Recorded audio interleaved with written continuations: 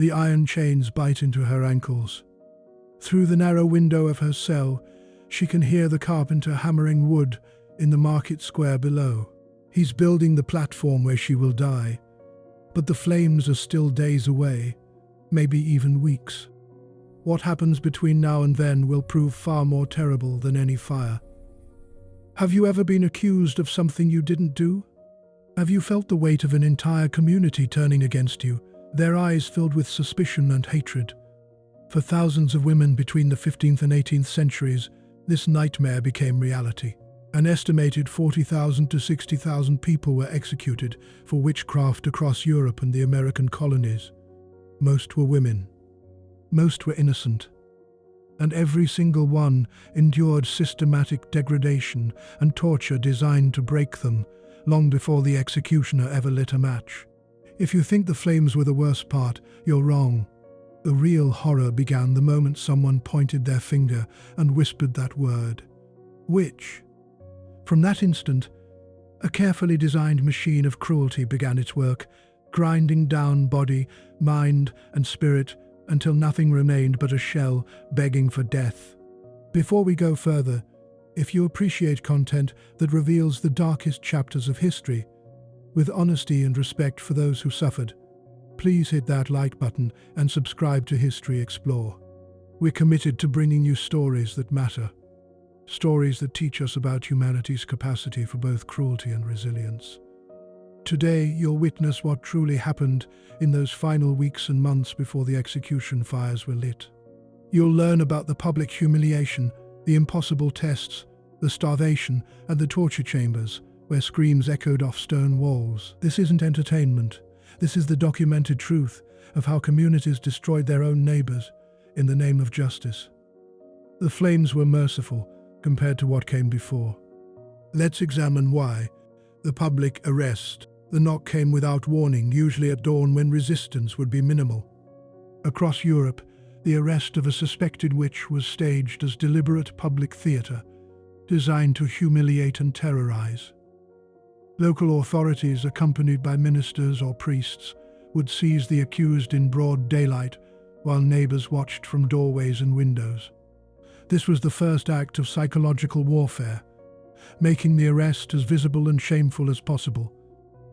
The woman who had lived peacefully on the same street for decades suddenly became something dangerous, something inhuman. Children who had eaten at her table were pulled away by frightened parents. The baker who had sold her bread that morning now refused to meet her eyes. Transformation from neighbor to pariah happened in minutes, and it was by design. The journey from home to holding cell became a gauntlet of abuse. Villagers who had known the accused for years suddenly felt empowered to participate in her destruction. They spat. They threw refuse and debris. They hurled accusations that grew more wild with each passing moment. She cursed my cow. She caused my child's fever. I saw her whispering to shadows. Fear, long suppressed, erupted into violence. In German territories under the Constitutio Criminalis, Carolina of 1530, judges could initiate prosecution on their own authority. The accused became subject to a magistrate who served simultaneously as investigator, prosecutor, and judge. There was no impartiality, no separation of powers, no presumption of innocence. The system was designed to produce convictions, not truth. The demographics of victims followed predictable patterns. Women formed roughly 80% of those accused, with most over the age of 40. They were midwives who had attended difficult births that ended in death. They were healers whose remedies sometimes failed. They were widows without male protection, or women who had made enemies by speaking too boldly or refusing advances. They were poor, vulnerable, and convenient. The accusations themselves followed formulas that had been repeated for generations. Cussing neighbors after disputes, consorting with the devil at midnight gatherings, causing crop failures through malevolent magic, when misfortune struck. And misfortune always struck in societies plagued by disease, famine, and war. Someone had to be blamed. The accused provided convenient scapegoats for tragedies, that had natural explanations no one understood. What made the arrests particularly devastating was their randomness. There was no protection, no way to prove you weren't a witch before the accusation destroyed your life. You could be devout, charitable, and kind for 50 years. And one neighbor's grudge could end everything. The arrest itself was the first verdict, delivered by the community, before any judge spoke a word. But the streets were only the beginning of the nightmare. Public humiliation before any trial, before any formal judgment.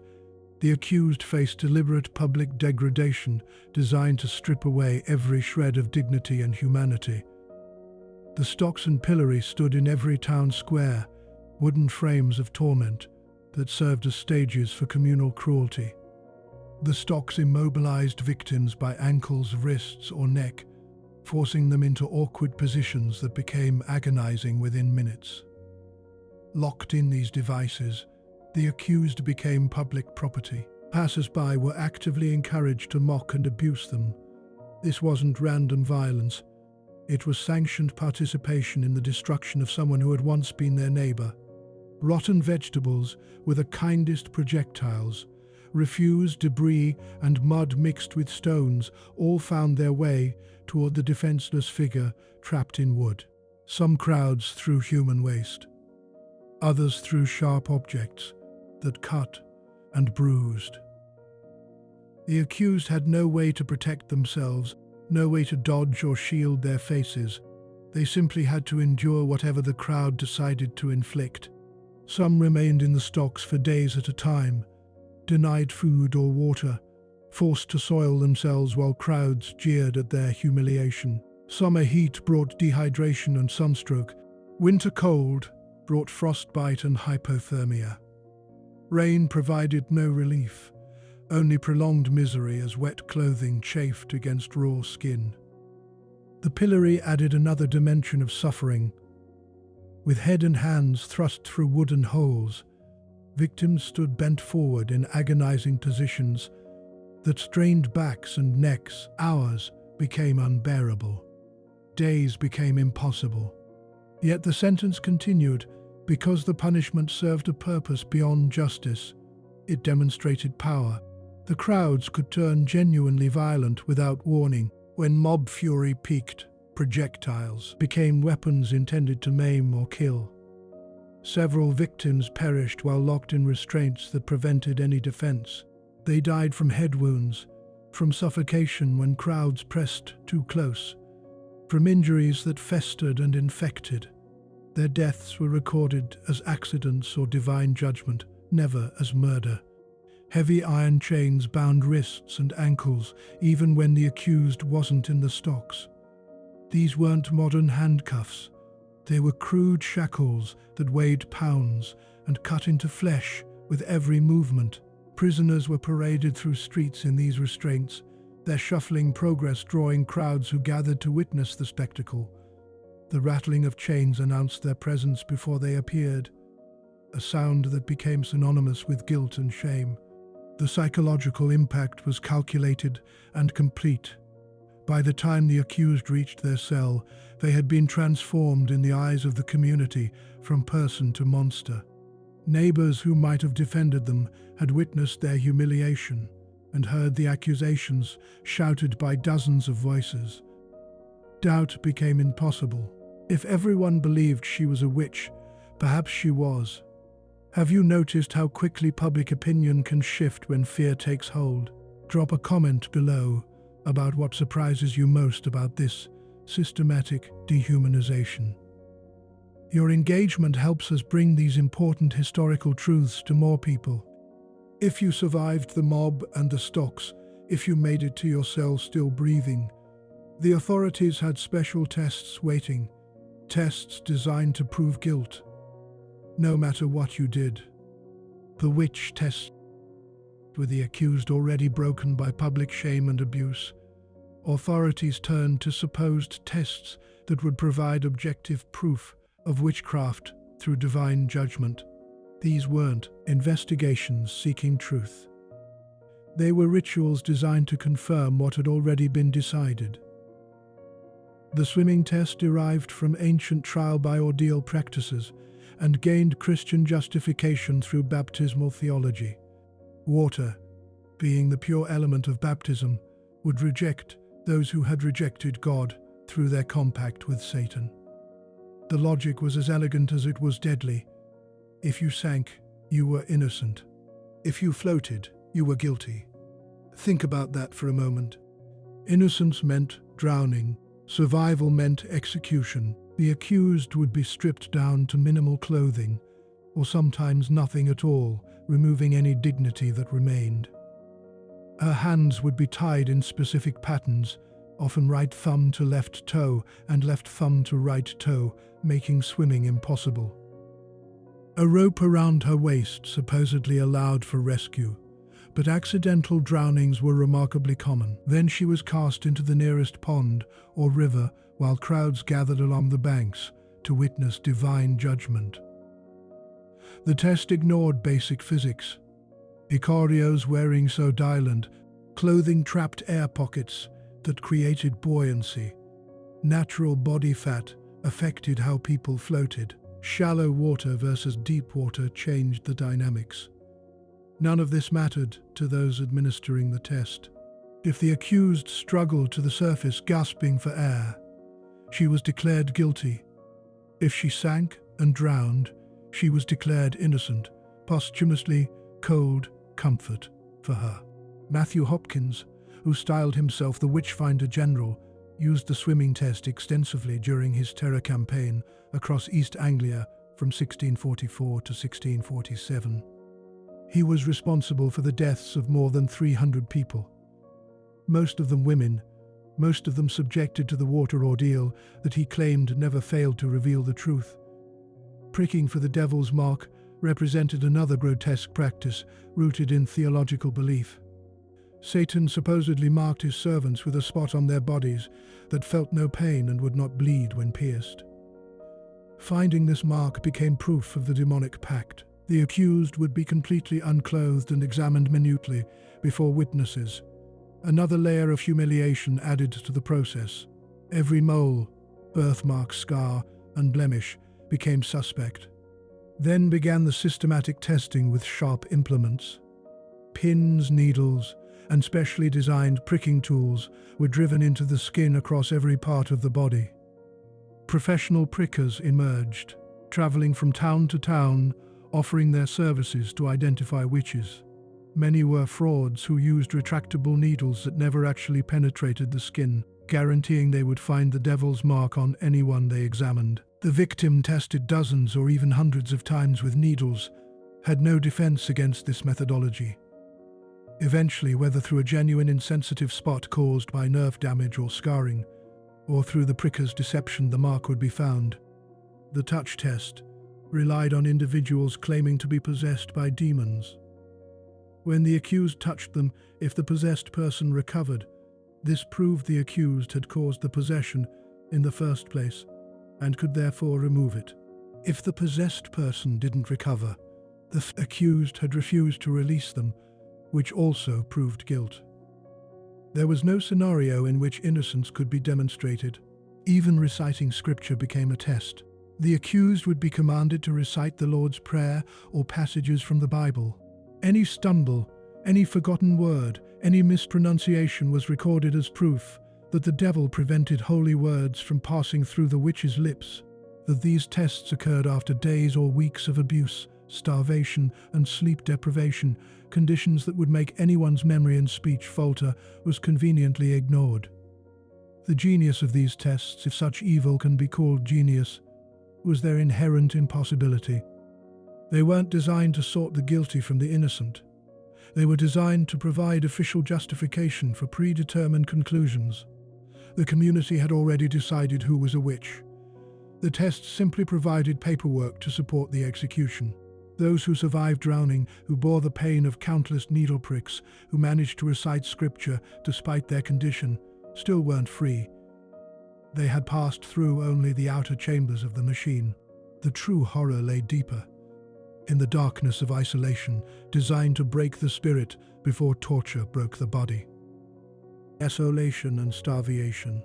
Between arrest and trial, the accused languished in conditions specifically designed to destroy them from within. Medieval prisons were not places of rehabilitation or even punishment in the modern sense. They were holding cells where human beings were systematically reduced to shadows of themselves. Stone-walled cells, small and suffocating, held the accused in near-complete darkness.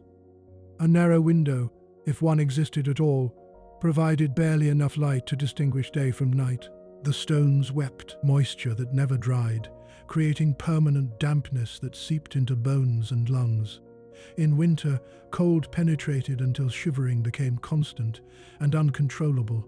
In summer, the lack of air circulation turned cells into suffocating boxes where breathing itself became labored. Sanitation did not exist.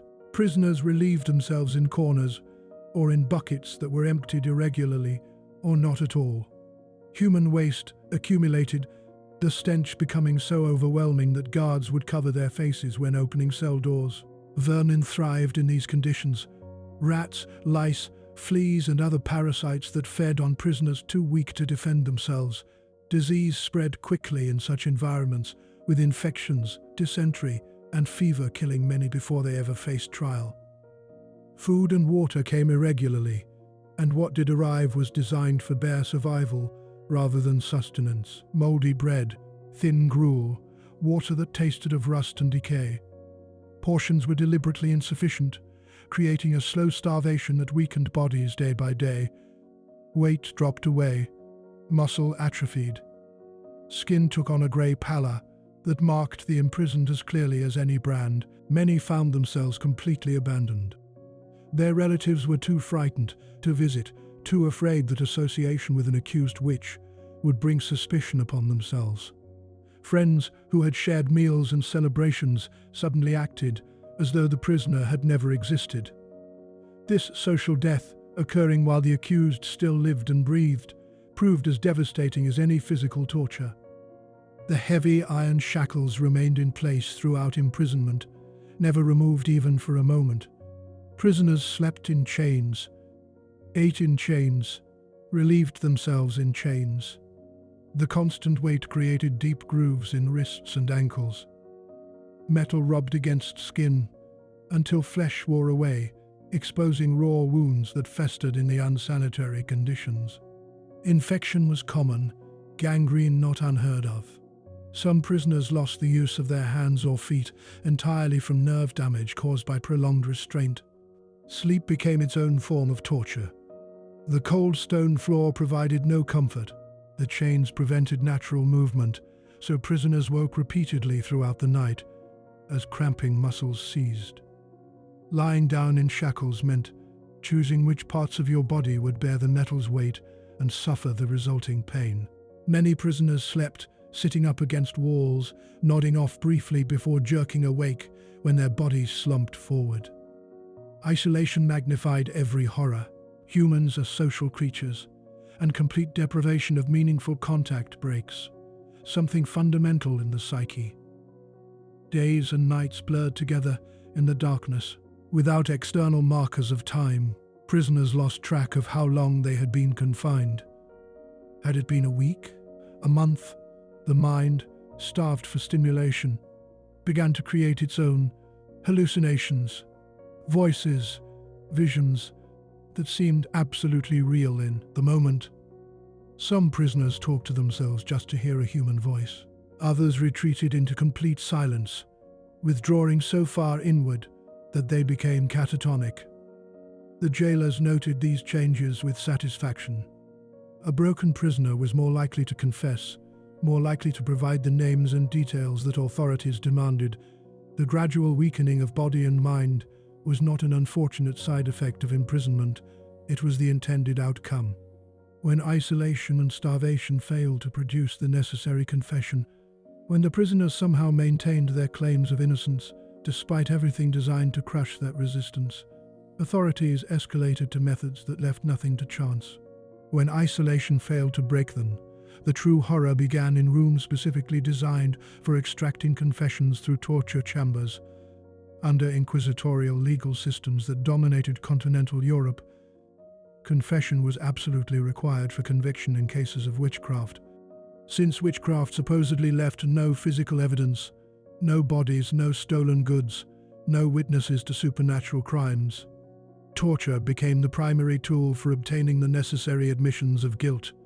The legal frameworks provided detailed prescriptions for exactly when and how torture could be applied.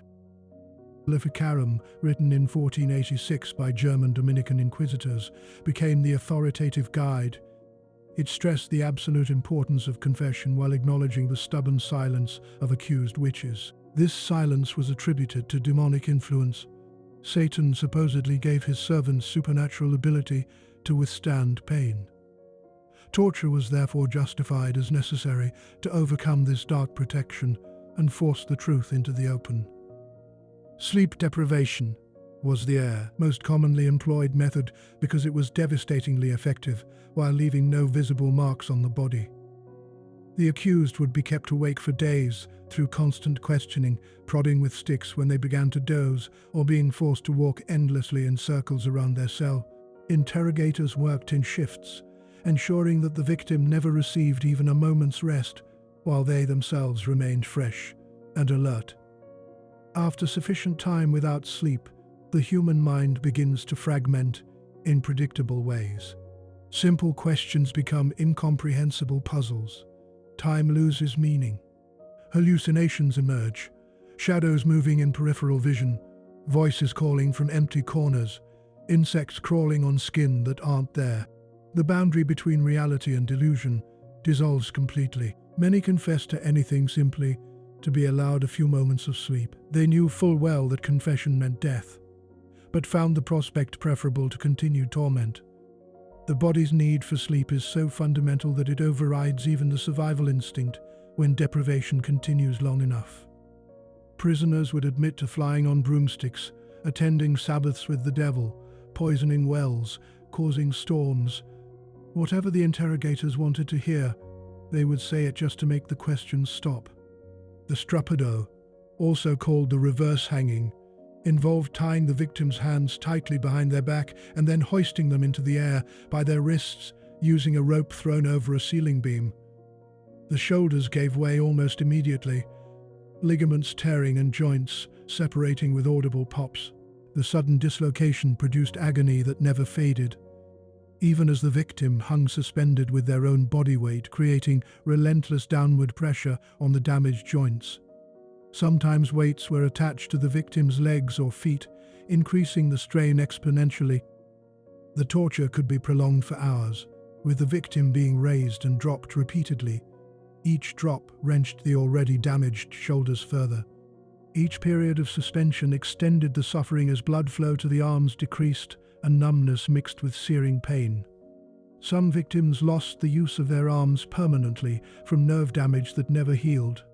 The rack represented the most infamous torture device in history, appearing in countless historical accounts and contemporary descriptions. Victims were tied to a wooden frame by their wrists and ankles, then stretched as rollers at each end, pulled their limbs in opposite directions. The pain began as unbearable pressure throughout the body, then escalated beyond any comprehension as joints began to separate, first the shoulders, then the hips, then knees and elbows. The torturer controlled the speed and intensity, making it gradual to prolong suffering or sudden to produce maximum shock and trauma. Ligaments snapped. Cartilage tore. In extreme cases, limbs were pulled entirely from their sockets, leaving victims crippled for whatever brief time remained in their lives.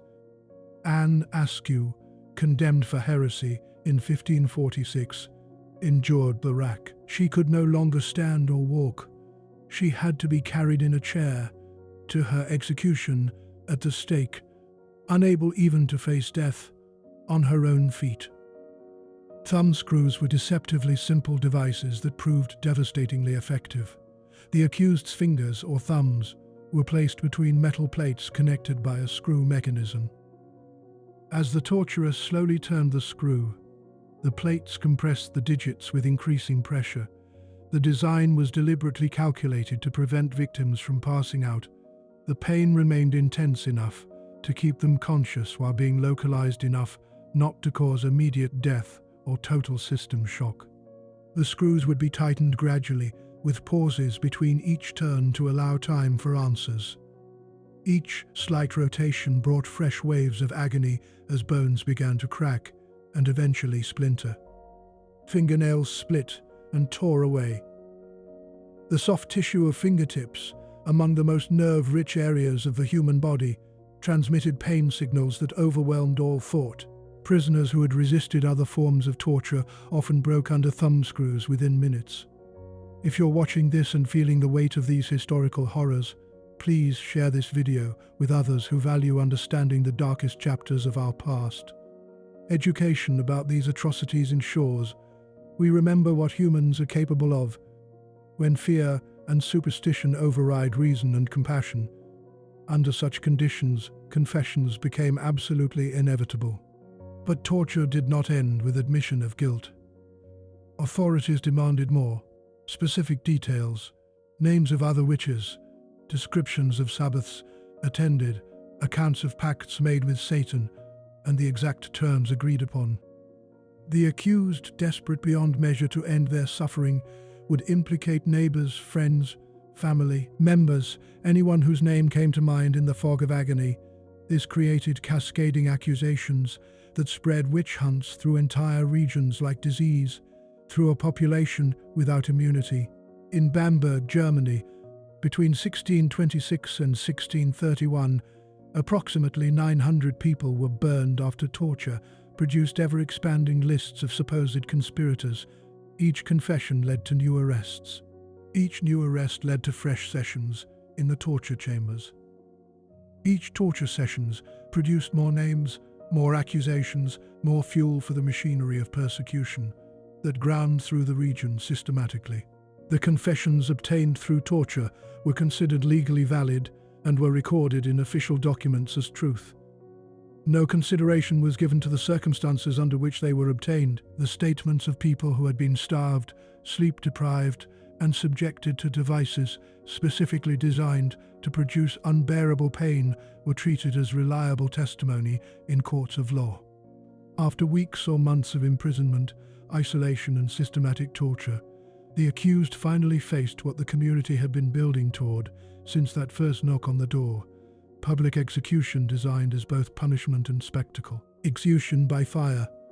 After enduring everything described in the previous sections, the accused finally approached the end. But even death itself was designed as public spectacle and final degradation, a carefully orchestrated performance meant to reinforce social order through the most visceral demonstration of power imaginable. The punishment carried profound religious significance that went beyond simple execution. A body consumed entirely by fire could not be resurrected on Judgment Day, according to popular theological understanding. The flames condemned the witch to eternal oblivion, along with temporal death, destruction not just of the body, but of the very soul itself. The symbolism was absolutely deliberate. Fire purified, destroying not merely the physical form, but any trace of the corruption that had supposedly infected it. By reducing the witch to ash, the community believed it was cleansing itself of evil that had taken root among them. In some regions, those who confessed and showed proper repentance were granted the small mercy of strangulation or a quick death before the flames were lit. Others, particularly those who refused to confess or who recanted previous confessions, faced the fire fully conscious and aware of what was happening. The execution platform was erected in the town's central square, ensuring maximum visibility from every direction. Construction began days in advance, the sound of hammering a constant audible reminder to the imprisoned of exactly what awaited them. Carpenters built sturdy posts, driven deep into the ground, surrounded by space for wood and kindling. The structures had to be solid enough to hold a struggling human body against the force of flames and heat. Crowds gathered hours before the scheduled execution, claiming the best vantage points near the platform. Entire families attended, including children who were brought specifically to witness the fate of wickedness. Vendors sold food and drink, The atmosphere combined elements of festival and religious ceremony, celebration mixed with solemn judgment. What followed was carefully orchestrated theatre, designed to extract every possible lesson from the condemned's death. The prisoner was led from their cell to the stake in a formal procession that transformed their final walk into public ritual. Often they were dressed in special garments, sometimes white robes symbolizing the soul to be judged, sometimes garments marked with symbols of their supposed crimes, like devils or flames.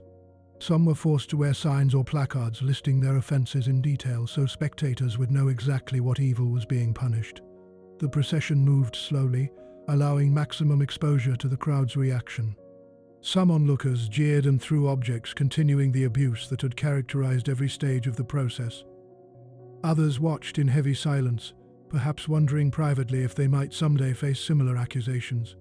Upon reaching the platform, the condemned was bound securely to the wooden post. Ropes lashed their body tight to prevent any escape or even significant movement. This binding served practical and symbolic purposes.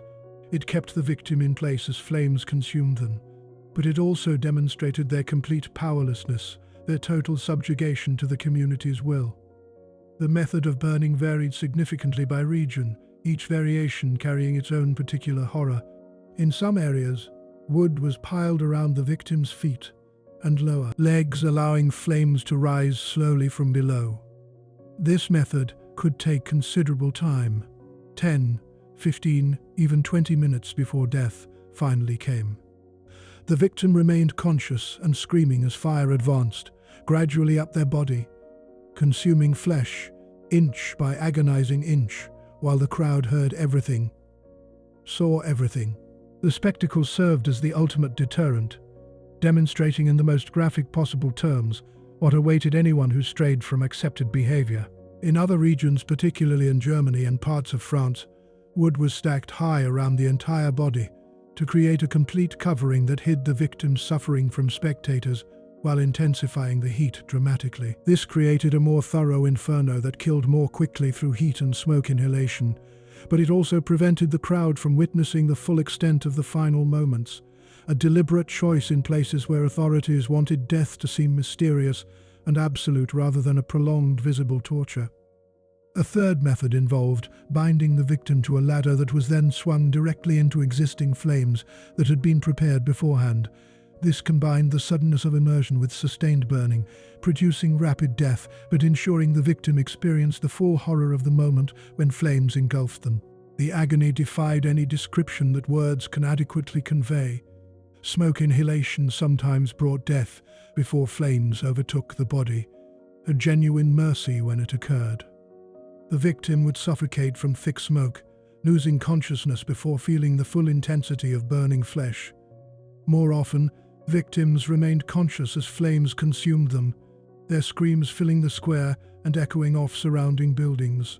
Those sounds stayed with witnesses for the remainder of their lives, mentioned in letters and journals, decades after the events. Joan of Arc, burned in 1431 in Rouen, reportedly died from smoke inhalation before the flames fully reached her body. This small grace came only after she had already endured months of imprisonment and a politically motivated trial designed to eliminate her as a threat to English claims in France. Even her supposedly merciful death required 3 separate attempts to fully consume her body, with executioners raking through the ashes multiple times to ensure nothing recognizable remained. Not all regions burned witches. In England and the American colonies, hanging was the standard method of execution for convicted witches. Legal traditions dating back centuries specified hanging for felonies, and witchcraft fell squarely under this category. The difference in execution method reflected legal heritage. Rather than any greater mercy, death by hanging could be equally brutal, particularly when drop heights were miscalculated and victims strangled slowly rather than dying from a broken neck. During the Salem witch trials of 1692, 19 people were hanged on Gallows Hill, overlooking the town. Their bodies were cut down and buried in shallow, unmarked graves, denied proper Christian burial as a final condemnation. One man, Giles Corey suffered a different fate entirely when he refused to enter a plea before the court. He was subjected to pressing, crushed under heavy stones that were added gradually over the course of 2 days. The punishment was designed to force cooperation. To make the legal process continue by extracting a plea, Corey endured it in absolute silence until his death, reportedly using his final breath to demand more weight be added. Denying his persecutors even the satisfaction of hearing him begged, bodies were often left on display after execution as warnings. In cases of burning, ashes might be scattered to the winds, or buried in unmarked, unconsecrated ground, denying the dead any final resting place. This posthumous punishment reflected the belief that witches had forfeited not just their lives, but any right to human dignity, even in death. The community that had accused, tried, tortured, and executed the witch could now resume normal life. Confident they had purged evil from their midst, at least until the next misfortune struck, and the cycle began again with a new victim. The true horror of the witch trials lay not in any single act of cruelty, but in their systematic nature. Communities transformed their own neighbors into monsters through procedures that were documented, regulated, and approved by authorities at every level.